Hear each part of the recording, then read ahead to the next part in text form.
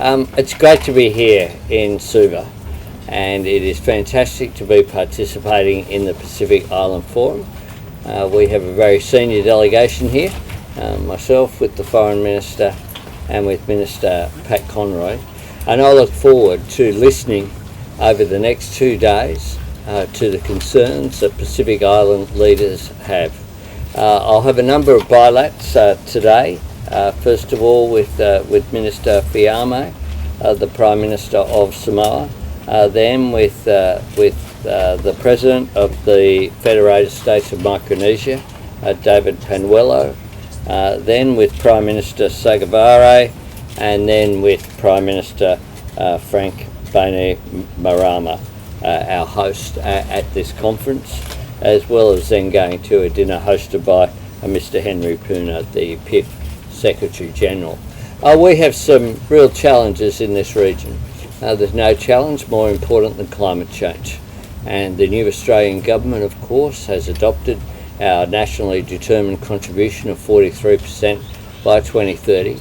But we also have engagement with the region, including increased funding and support for climate change infrastructure, being a part of as well, protecting fisheries here in the region. In addition to that, our considerable increase in development assistance that we will have. We want to have more cooperation and engagement between parliamentarians in the region and the Australian Parliament to build those people-to-people relations. We also want, of course, to expand the engagement with Pacific Labour in our own country, whether that be a permanent migration, a specific program for the first time aimed at the Pacific, or whether it be temporary labour as well. This can be an important way in which we not only have people-to-people relations, but we benefit both the economies of Australia and the countries of origin of people either visiting or permanently migrating to Australia. We live in a period whereby we have strategic competition in this region as well, and that's part of the backdrop of this conference. Australia looks forward to engaging in a positive and constructive way. We respect the sovereignty of nations in the Pacific. We want to engage with them in a respectful way going forward. Our support for this region does not come with strings attached. It comes because we understand that we have a responsibility as an advanced economy in the region to provide support to our Pacific Island neighbours, and that indeed that is in Australia's interest, very much so, for that to occur. I'd ask Penny to make some comments and then we'll take questions. Oh, look, I won't take up too much of your time before you get to questions. It's been a really valuable couple of days representing Australia at this forum. We are proud members of the Pacific Island Forum. We deeply value our seat at the table. The forum is the heart of Pacific regionalism and the heart of the Pacific family, and the Australian government takes our role and our responsibility seriously, and we value the opportunity to listen to and have dialogue with Pacific leaders. I'm going to be leaving later today, and obviously the Prime Minister leads the delegation now that he's here. I just wanted to express my thanks to Fiji and to Prime Minister Bainimarama for an excellent forum to date, and for his personal leadership in the region, and also to Secretary General Puna. Thank you. Prime Minister, will you seek an in-person assurance from Manasseh Sogavare this afternoon that there won't be a permanent military presence, and will you raise any concerns about the security deal they have signed with China? Well, I'll have a respectful discussion with the Prime Minister. We've already had a discussion by phone, and we know, of course, that Minister Wong, our Foreign Minister, has already had discussions on a personal basis. Our view about those issues, we've made very clear. We'd be concerned about any permanent presence there in the Solomons, and so close, of course, to Australia, and we don't think that is in the interests of the region. But we will have very much a respectful discussion. We respect the sovereignty of nations in the Pacific, and I'll be listening as well to what Prime Minister Sogavare has to say. Just here. Thanks, Peter. On Vice President Harris's announcement this morning about an increased US diplomatic presence, can I get your reaction to that? And one of the things she said in her address to the conference was that America hadn't paid enough attention to the Pacific in recent years. Is that a critique that could be made of Australia in recent years? It's a critique, I believe, that you might have heard myself and the Foreign Minister make, as well as President Biden. We quite clearly said that we had a Pacific step up. I described what occurred earlier this year as a Pacific stuff up, that we hadn't paid enough attention, and I know that the Biden administration has said that as well. I very much welcome the increased engagement of the United States in the region. It's a significant support package that they've announced, increased diplomatic presence, increased support in the form of aid, increased support in the form of infrastructure development here. And it's consistent as well with the decisions that we made at the Quad Leaders Summit in Tokyo just a short time ago. When we met in Tokyo, the leaders of the United States, Australia, Japan and India, of course, launched an economic presence in the region, and that is very important. The United States is an important partner of the region, and Australia welcomes their renewed commitment. John, and then we'll go. A similar question, if you don't mind. Sure. Is America's step up here in the Pacific a consequence of Scott Morrison and Donald Trump's failure? Look, I'm not a commentator. I'll leave it up to commentators to remark on that. What I would say is that we very much welcome the Biden administration's increased presence in the region, just as the new Australian government have made a considerable effort. The Foreign Minister has been throughout this region, I think 3-4 times, can't remember, a lot. I'll come back. Throughout this region on a personal basis. Personal relations between leaders are really important, and the Pacific Way, as it's called as well, is one in which you sit and you listen to each other and you engage on that personal level, and that is very important. That's why my presence here as the Prime Minister, I made comments during the election campaign that I was quite frankly stunned that in spite of the briefings and the foreshadowing of events in the region, all we saw was the former Senator Zed Seselja make a visit far too late. We didn't have that presence at prime ministerial or ministerial level, and I think that was an error of judgment on Australia's behalf at the time. What we're about though is looking forward and developing these positive relationships, and I've had a number of discussions with Pacific leaders. I look forward to developing those relationships on a personal basis going forward. Prime Minister, just behind. Prime Minister, Yeah. what message does it send to China about the recent US commitment made by Kamala Harris this morning, considering that the US is Australia's closest ally? Well, the message is very clear that the United States has a presence in the Pacific and has for a long period of time. They, of course, go into the Pacific in terms of their coastline, but also, of course, the state of Hawaii. And the presence of the US in the region is very important, and we welcome the increased engagement. Prime Minister Conroy says Australia is open to partnering with China on infrastructure projects in the Pacific. What's your view on that? Well, can I just let's talk about what we want to do, and the first point I'd make is we, as a general principle, we have said we're open to collaboration with all partners, provided they meet certain principles that, and you would know them. They are transparency. They are that the projects reflect Pacific priorities. They are quality, and I think you've used me here. You heard me use the phrase "no strings attached." That's the approach Australia takes.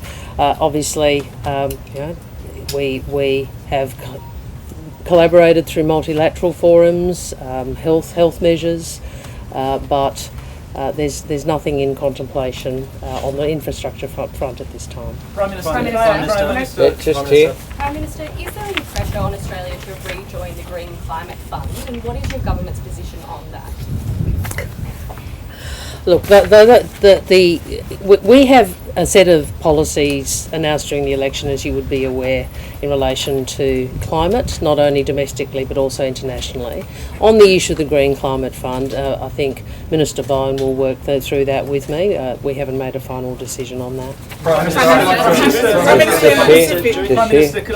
Just here and then here. Prime Minister Sogavare has said some pretty strong and pretty negative things about the relationship with Australia, including that it is soured. How would you characterise Australia's relationship with Solomon Islands, and what can be done and said to repair it? I think it is historically an important relationship, and it'll be even better after this afternoon. Prime Minister, can I just clarify? Hang on. You said you would have respectful discussions with Prime Minister Sogavare. Can I just clarify, does that mean you will be directly raising Australia's concerns about the security agreement between Honiara and Beijing with him in the meeting this afternoon, and what will you tell other Pacific Island leaders about that agreement and what it means? Look, I'll have, I mean what I say. I'll have respectful positions that will put forward Australia's own position, including on that agreement. Our position has been outlined consistently, and when I meet with international leaders, what I'll do is treat them with respect. What do I mean by that? It means that I'll be honest with them, I'll develop a relationship of trust with them, and that means not necessarily agreeing with each other the whole time, but it means being able to have an open dialogue. Prime Minister, can I ask Here and then there. Thanks. Prime Minister, Shiva first. Shiva first, yeah. I'm doing an AA thing. You mightn't have noticed yet over a series of press conferences, but you'll notice eventually. It's obviously significant that the US was able to secure that speaking spot. How much of a role did Australia play, and how do you expect China to react? I give Prime Minister Bainimarama is the host of this conference, and I give him credit for ensuring that the Vice President of the United States, a very significant figure, has been able to address this conference.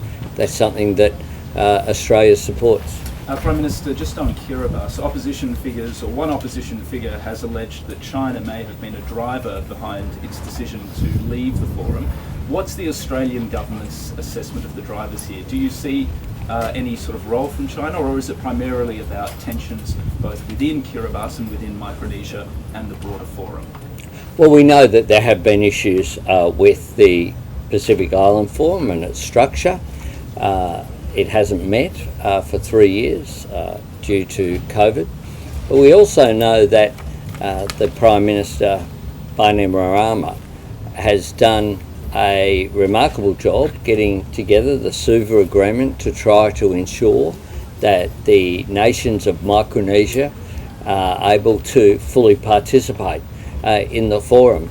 What I want to do and what I bring to this forum is positive energy, and I'll be doing all that I can to bring all of the nations who are members of the Pacific Island Forum together.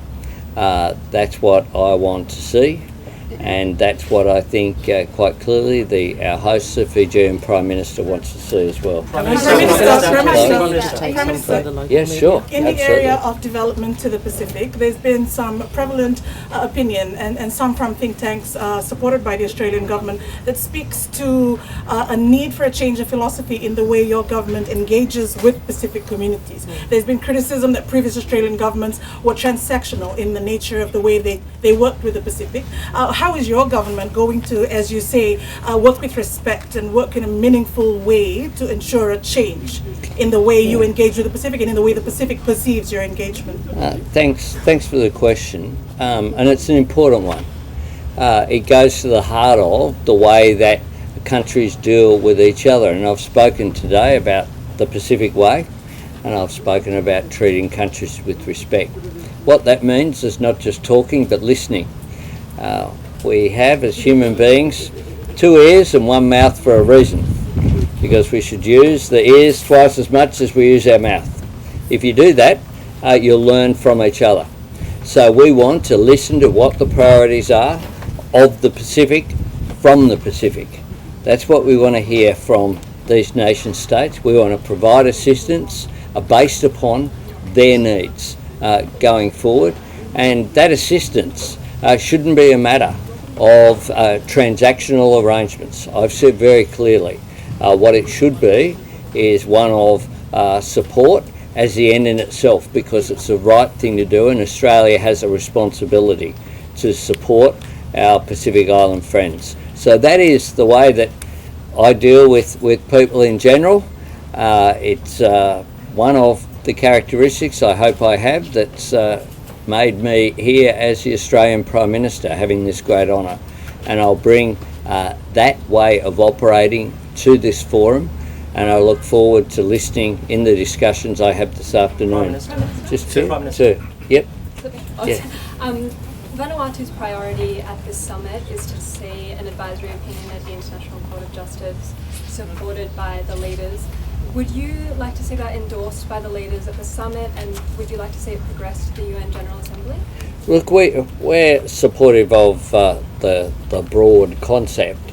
Of course, we haven't seen the details of what a proposed reference might be, so it's hard for any nation to just sign off sight unseen. But with regard to the general principle, we understand that it's a reasonable principle being put forward. Prime Minister, at the election campaign, you indicated a preference for migration to be permanent, not temporary. You've started to walk that walk with New Zealand in your announcement last week, something that's been very popular in New Zealand amongst Australians, New Zealanders in Australia. Yeah. Is the time right to consider that on a broader Pacific level and do the right thing by the Pacific family? We have it with the Pacific. We announced during the election campaign a specific Pacific Islander migration program on a permanent basis, the first one that Australia has ever had. I think with the announcement that we made, or the discussions that we had with our New Zealand brothers and sisters, it was well received, because the idea that people should just be temporary migrants for a long period of time is something that is, in my view, not in the interests of individuals, but it's also not in the interests of our nation. I want people in Australia to have that sense of ownership and belonging. I want them to be citizens. I want them to be able to participate in all forms of Australian life.